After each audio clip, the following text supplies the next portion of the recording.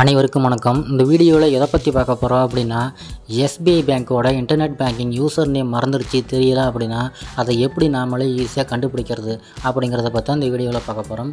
உங்கள் மொபைலில் Google chrome open பண்ணிக்கோங்க, அல்லது வேறு எதுவும் பெஸ்ட் ப்ரௌசர் இருந்தாலும் ஓப்பன் பண்ணிக்கோங்க. அதில் எஸ்பிஐ லாகின் அப்படின்னு சொல்லி என்ட்ரு பண்ணிக்கோங்க. என்ட்ரு பண்ணோடனே முன்னாடியே பார்த்தீங்கன்னா ஸ்டேட் பேங்க் ஆஃப் இந்தியான்னு வரும். ஸோ அதில் எதை வேணால் கிளிக் பண்ணிக்கலாம், ரெண்டுமே சேம் தான்.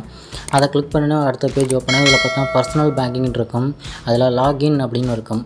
ஸோ நம்ம பர்சனல் பேங்கிங் தான் கிளிக் பண்ணணும். ஸோ அதுக்கு கீழே இருக்க லாகின்னா கிளிக் பண்ணிக்கலாம்.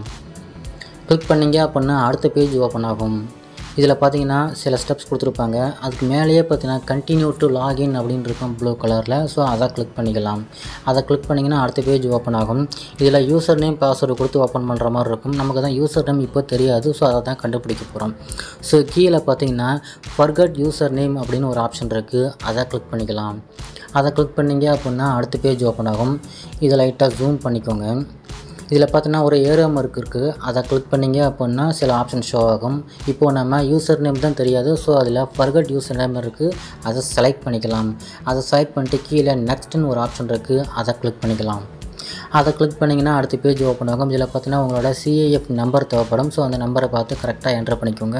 அதுக்கு கீழே கண்ட்ரி கோடு அண்டு உங்களோட மொபைல் நம்பர் கரெக்டாக என்ட்ரு பண்ணிக்கோங்க. அதுக்கு கீழே ஒரு கேப்சா கோடு கொடுத்துருக்காங்க, அதுவும் என்ட்ரு பண்ணிக்கோங்க.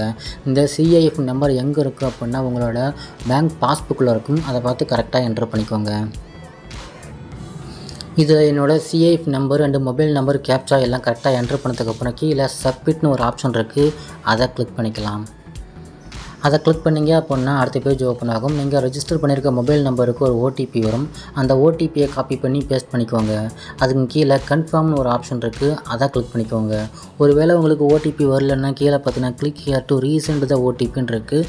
அதை கிளிக் பண்ணிங்க அப்படின்னா ஓடிபி வரும். அதை என்ட்ரு பண்ணிவிட்டு கன்ஃபார்மை கிளிக் பண்ணிக்கோங்க. அதை கிளிக் பண்ணிங்க அப்படின்னா இந்த இடத்துல பார்த்தீங்கன்னா உங்களோட யூசர் நேம் வந்துடும். ஸோ அந்த யூசர் நேமை கரெக்டாக நோட் பண்ணிக்கோங்க, அல்லது ஸ்க்ரீன்ஷாட் எடுத்து வச்சுக்கோங்க. மேலேயும் பார்த்தீங்கன்னா உங்களுக்கு நார்மல் மெசேஜ்லேயும் பார்த்தீங்கன்னா யூசர் நேம் வந்துடும். அதை நோட் சேவ் பண்ணி வச்சுக்கோங்க. ஓகே ஃப்ரெண்ட்ஸ், இப்படி தான் எஸ்பிஐ பேங்க்கோட இன்டர்நெட் பேங்கிங் யூசர் நேம் மறந்துடுச்சு தெரியல அப்படின்னா அதை ஈஸியாக நம்ம கண்டுபிடிக்கிறது. இந்த வீடியோ எல்லாருக்கும் பிடிச்சிருக்கும் புரிஞ்சிருக்கும்னு நினைக்கிறேன். இந்த வீடியோ பிடிச்சிருந்தால் லைக் பண்ணுங்கள். இது சம்மந்தமாக ஏதாவது டவுட் இருந்தால் கமெண்ட் பண்ணுங்கள். இந்த மாதிரி வீடியோஸ் நம்ம சேனலில் அடிக்கடி வரும். மறக்காமல் சப்ஸ்கிரைப் பண்ணுங்கள். தேங்க்யூ.